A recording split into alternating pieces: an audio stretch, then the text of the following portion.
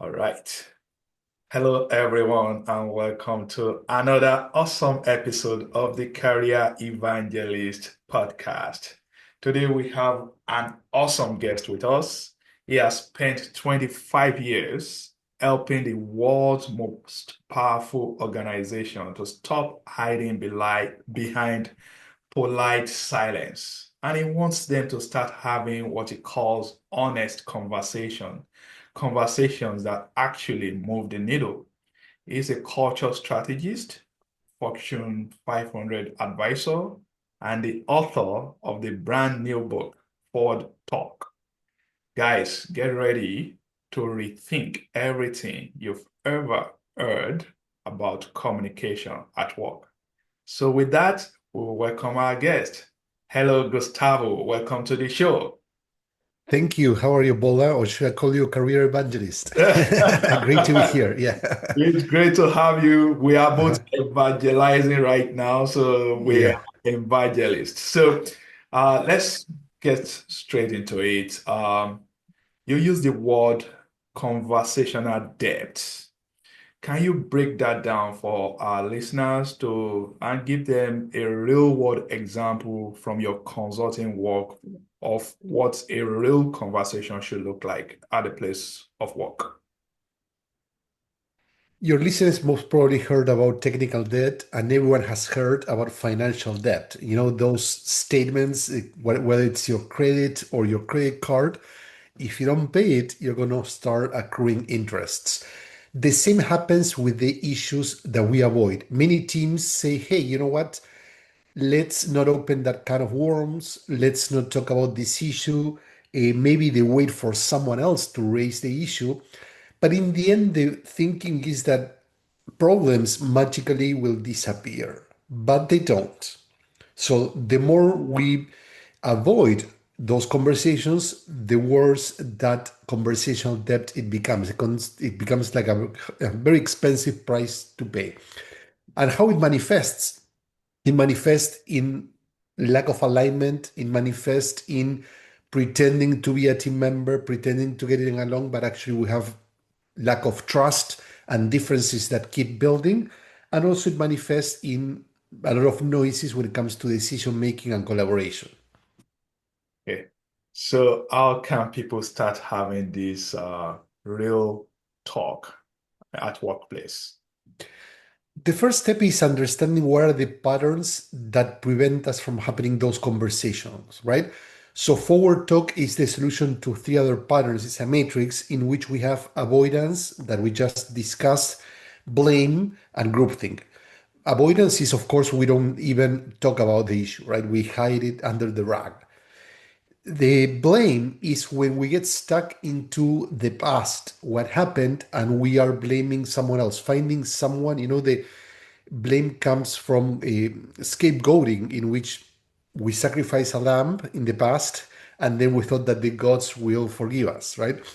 And still in today's world, people keep practicing the idea of, hey, if we blame this department, this colleague, things are going to go away, but they keep repeating the mistakes. Lastly, groupthink is when we agree because we want to get along, but internally, deep inside, we don't. So, understanding those three patterns and starting to observe how they manifest in your day to day conversations is the first key step to say, hey guys, let's stop.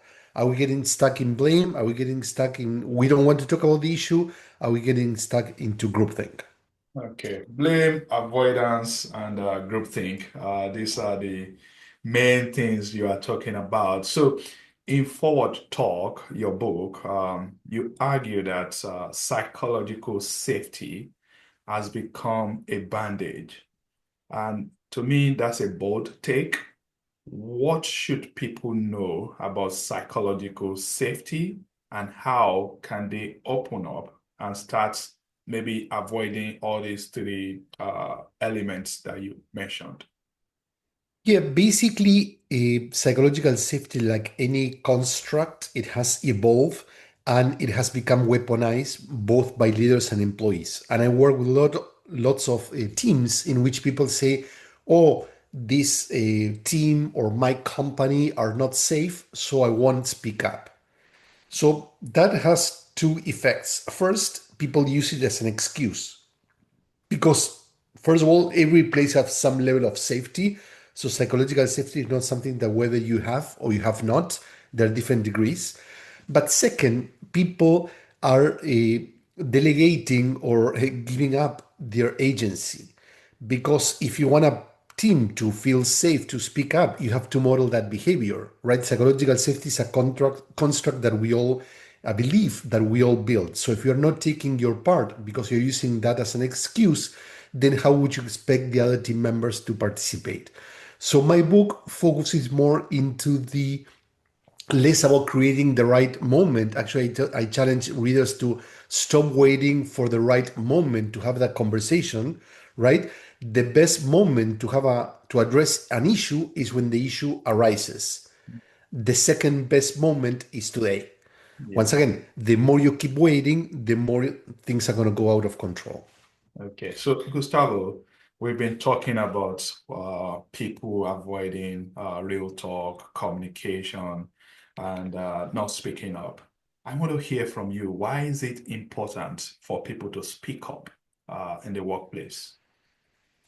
The thing is that we are paid because of our ideas, because of our perspectives. In today's world, an AI-driven world, which everyone can get into the same solutions quickly, mediocre solutions using delegating our thinking to that, and a world that's changing rapidly and becoming more and more complex, having different perspectives, different ideas is critical. So I like to think that leaders are curators. So leaders are not the ones who should come with the solution.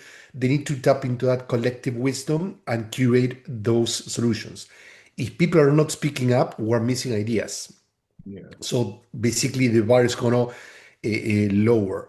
If we are about to move forward as a team with a decision and there's some blind spots that the leader or some of my colleagues are missing and I don't say anything and I wait until it goes bad, it's going to be too late.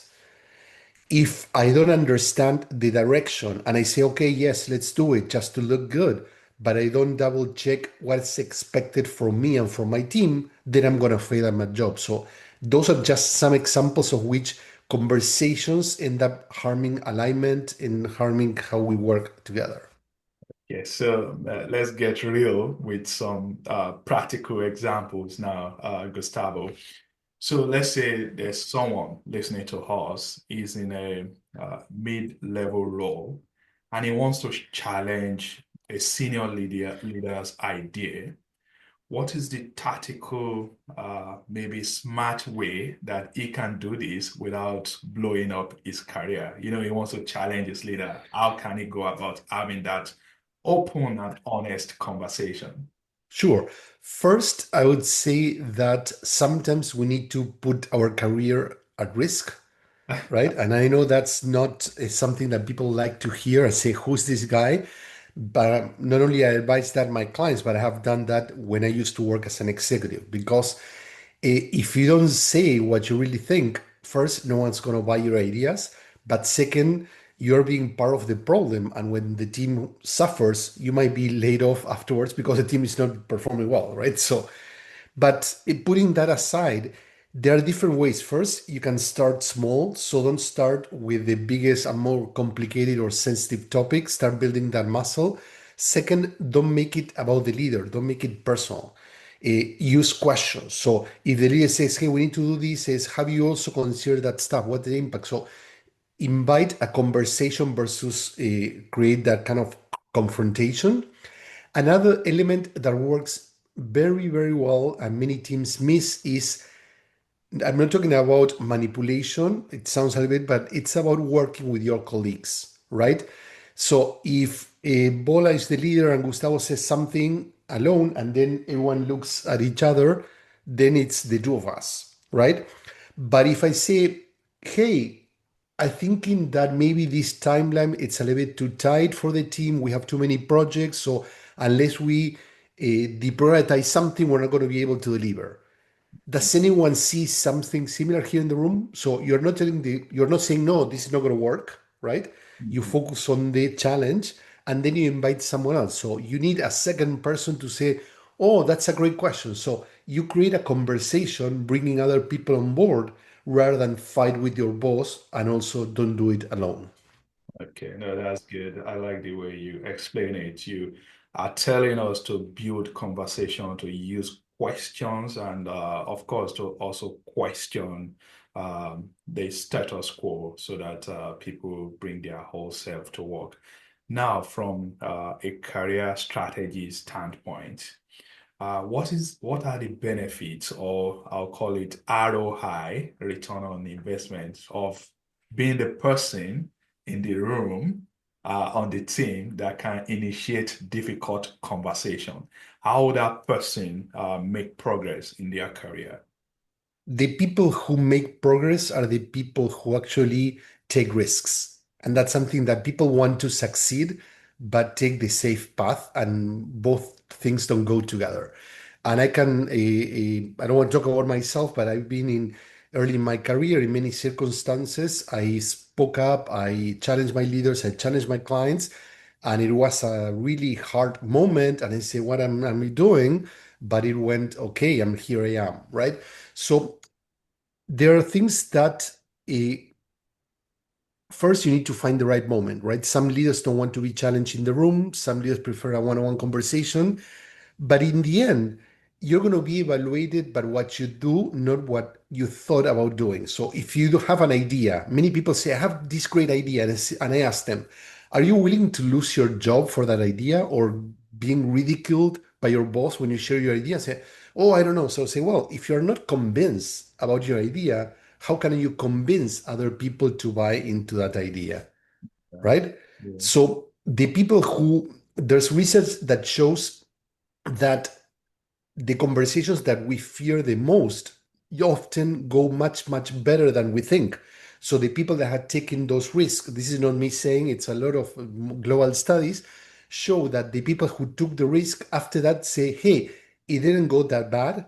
Actually, in 72, what I don't want to lie, but it's almost three-quarter of the respondents, the conversation went much better than they expected, and actually the trust, because when you have that conversation, then things get in a much better place.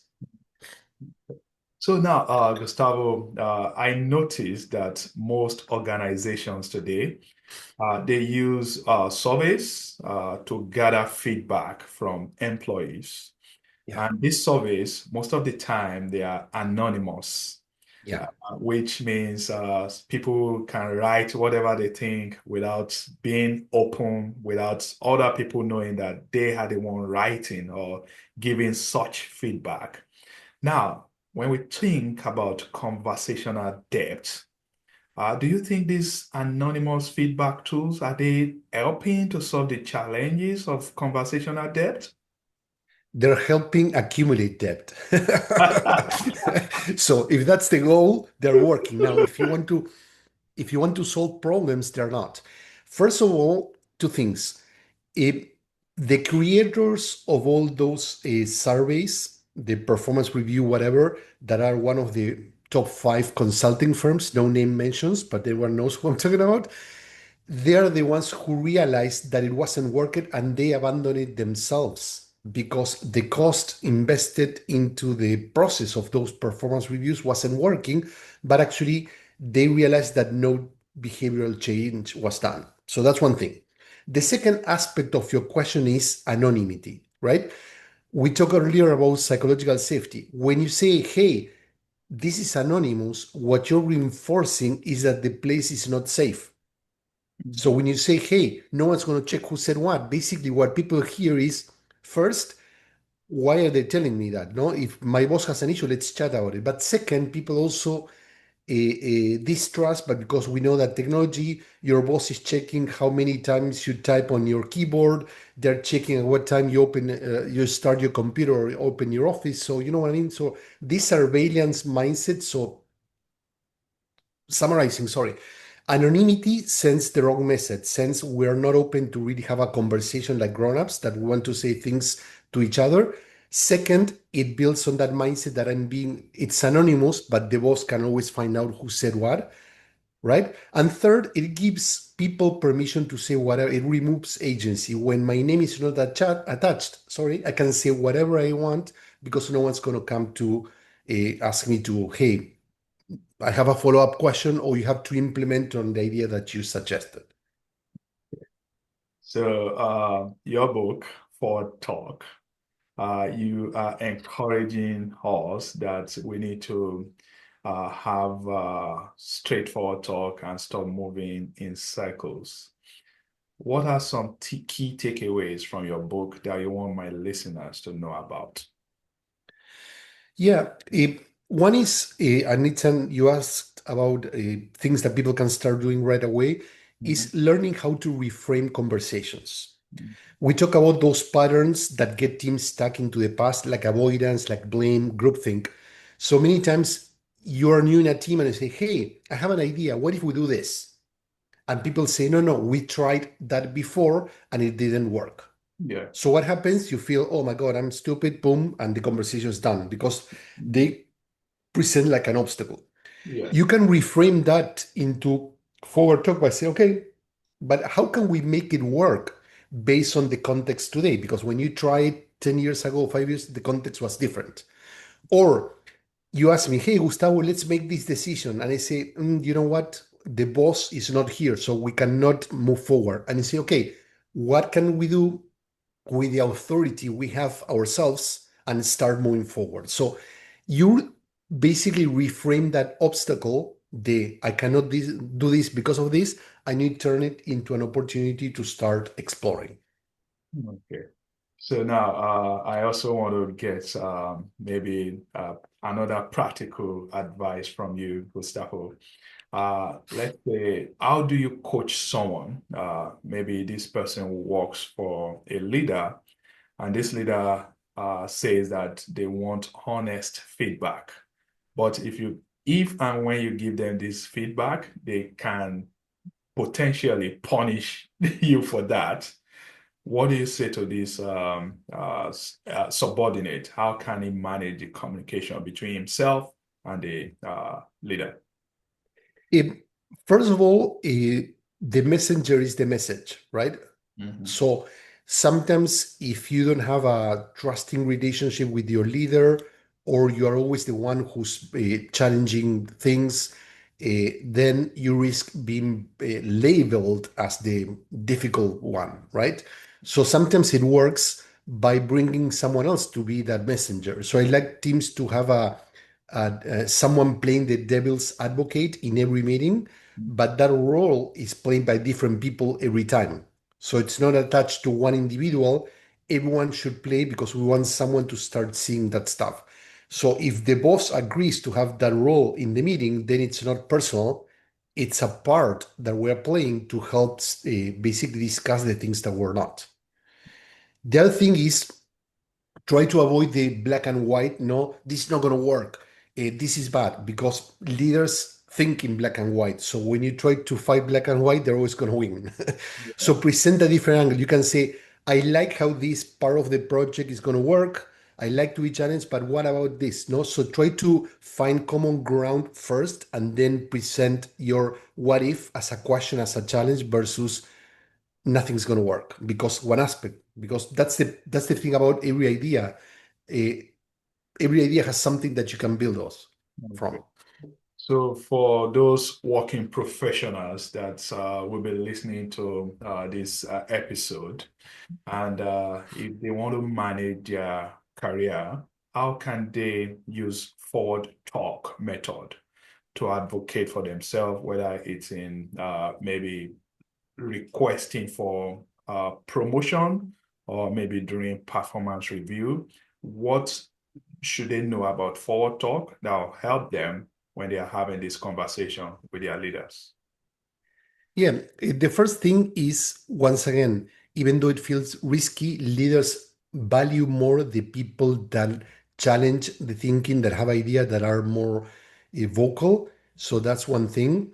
The second is you need to show your leader that you're already doing the job that you want to be promoted to, right? So some people say, I'm ready now, give me more responsibility. No, take more responsibility, deliver, and then go and ask. Okay. The other thing is like a focus more into the future, like in the past. Many people say, I want to be promoted because I achieved this and I did that and whatever. And leaders consider that you already were paid by what you did. So your past is not what going to make you promoted. The promise of a better future, how are you going to contribute the team, what are you going to start doing moving forward, that's going to help you promote it. So when people try to build a case about what they did, the leader says, ah, great, I paid you for that. So what? Okay. Okay. So that's good. So now let's hear from your perspective, Gustavo, maybe looking back at your career, what's a conversation that you wish you had early in your career? That I wish I had or that I wish I Yeah. hadn't. That you wish you had earlier in your career. Yeah, I think that I learned very quickly to speak up my mind, and this is very important. I'm especially when I was younger, very shy, very introverted kind of person, but still, I connect to my values, and I don't like things to be unfair. I don't like injustice. So when I see that someone was being unfair, I say that. But maybe I don't know. The first thing that comes to mind is that we were working in a team, two people reporting directly to the team department leader, and there was a economic downturn, so they had to let go people, and they kept me and fired my colleague, right? And then I found out through the but many that my colleague went to my boss and say, "Why me? Why not him?" and tried to push and change things, which didn't happen. But I realized that and then say nothing, and maybe I wouldn't say, "Hey, what are you doing?" I wouldn't attack the person, but maybe say, "I'm curious first why you thought that was the right thing," because the boss already made a. I think I know that people want to defend their position and their jobs, but it felt like a little bit of a betrayal when we both worked together, and then the leader decided for whatever reason, right? Yeah. And she didn't, once again, she didn't build her case. She tried to undermine my case. So basically, she didn't say I'm better, Gustavo is worse. So she tried, and my boss actually reacted really bad to that. So probably I miss having said, hey, you know what? Why did you have to get into that? Yeah, yeah. No, thanks for sharing that, Gustavo. So finally, maybe there's something that's on your mind, maybe about your book, forward talk, maybe about how people should manage their career. Do you have any message that you would like to give my listeners as we wrap this episode? Yes, sure. The thing is, in the end, it's about building courage, and courage is not something that we have or we have not. We think that some people are born with courage. No, courage is like a muscle that we build, and we learn to be courageous. Of course, you need to be smart. Courageous doesn't mean taking risks for the sake of it to show, hey, how brave I am and fight with everyone. Some people get it wrong. It's about standing for yourself. If you don't defend your ideas, if you don't defend your principles and beliefs and what you think is right, no one's going to do it for you. And in most of the cases, even if people don't like it, even if they might feel really bad, they're going to respect you for having a standing. The people that stay quiet, those are not necessarily the ones that get the most respect in the work. They might feel safe, but safety doesn't guarantee you a promotion. Absolutely. Thank you very much, Gustavo, for being a part of this episode of this community. We appreciate your time. Your book is coming out this month, 5th of May, correct? Yeah, in a few days from today, we're recording. Yeah. So, where can my listeners find your book and how can they connect with you so that they can continue to listen to you as you tell them to speak up and have bold and honest conversation at the Yeah. episode? Thank you. Yeah, they can. The book is available, of course, in Amazon across the world, in Barnes and Nobles, Target, and many other retailers, and also brick and mortar libraries. You can bookstores. You can get it there. And if you want to connect with me, look at my website, gustavorazzetti.com. So double Z, double T.